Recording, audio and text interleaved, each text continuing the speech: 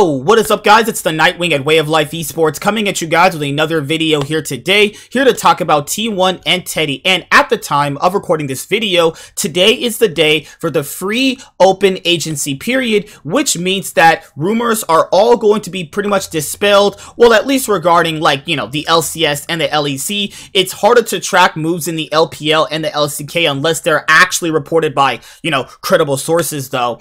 But today's the day where players can officially sign with whatever organization they want to play with for 2022. And we are going to start today off with a bombshell, actually, and that is Teddy leaves T1. It's official.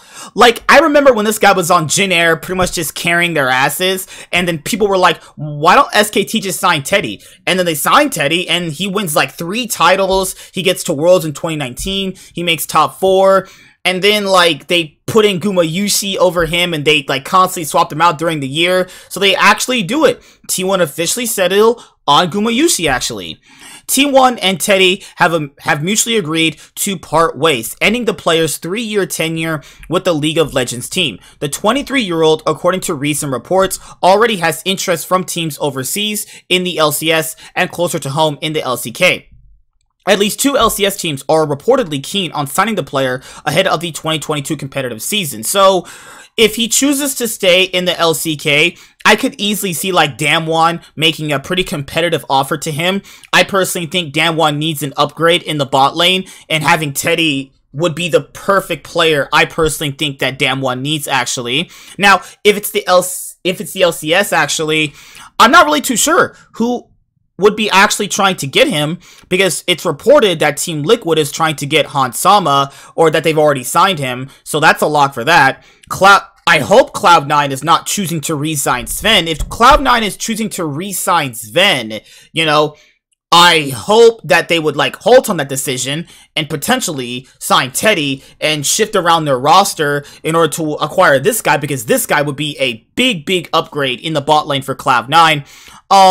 Evil Geniuses, they have Danny, that's fine. I'm just talking about like the big orgs in the LCS, like acquiring this guy. I mean, TSM could be in the running. I mean, they did get Sword Art last year, you know, in the 2020 offseason, so it's not like too far out of the world that Teddy would go to TSM. That'd be actually insane for his brand, actually, and that would make TSM look pretty darn strong out the gate, but it would depend on like which support they would want to pair him with. But obviously right now I'm just kind of throwing out, you know, rumors that have been reported already. You know, like Cloud9, Team Liquid, TSM, Evil Geniuses, and 100 Thieves are like the 5 teams that I could see him going to, because anybody else would just be like career suicide, actually. But if he chose to stay home in the LCK, which I think is better for him overall, because he's going to have obviously a better chance of doing well at Worlds, which is what he obviously wants to do, then I personally would hope that he goes to Damwon, actually. I mean, Gen G are perfectly comfortable with Ruler, so it's not like he's going to be, like, leaving that organization either. So, you know, that's the place that I could see Teddy going, is just Damwon. You know, Damwon definitely need an upgrade in bot lane, and anybody that disagrees is just a crackhead. Teddy was left to sit...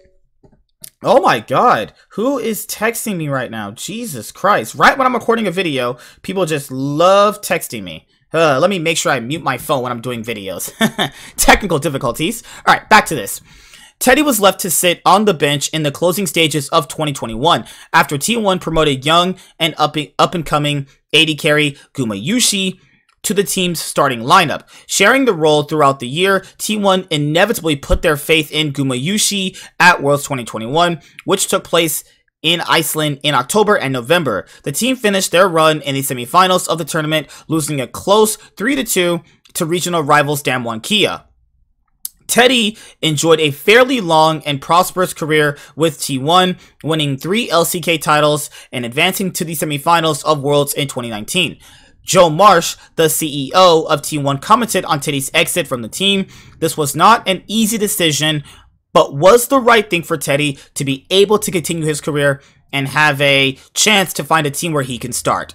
I mean, like, looking at it from T1's position, they have 2 really good ADCs. They just chose to settle on Gumayusi, maybe Teddy in scrims just wasn't as good as he was on stage. But overall, I don't think that's really the case. So they're both really good players, and they just chose to settle on Gumayusi. I mean, literally, Gumayusi at his first Worlds tournament was like the best AD carry on his own. It wasn't just because he was with Faker. I mean, Faker was like in competition with what? Chovy, BDD, Scout, Showmaker, you know, and he wasn't even the best mid laner at the tournament, though. I personally think Showmaker and Chovy and Scout all definitely played better than him, actually.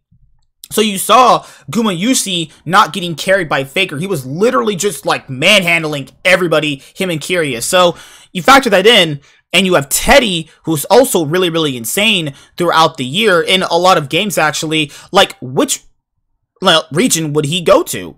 Or, because I mean, I know they've said he has like interest from other teams. We know the LPL has interest in this guy, right? But I would prefer if he just stays in the LCK. He has a much more competitive chance there. If he's actually gonna come to the LCS, I'm still kind of like trying to picture like which org he would go to, actually, you know? But yeah, that's pretty much it. There's not much else to really say here. You know, T1 just chose to settle on Gumayusi, and it's like, you know, it's not a bad decision, actually. They have two really good ADCs, and I mean, this was going to happen, though. Like, a lot of times, orgs try to always do that, though, where they try to, like, pick a player, so they'll, like, swap them in and out and see, like, which one they're gonna run for, like, the next year.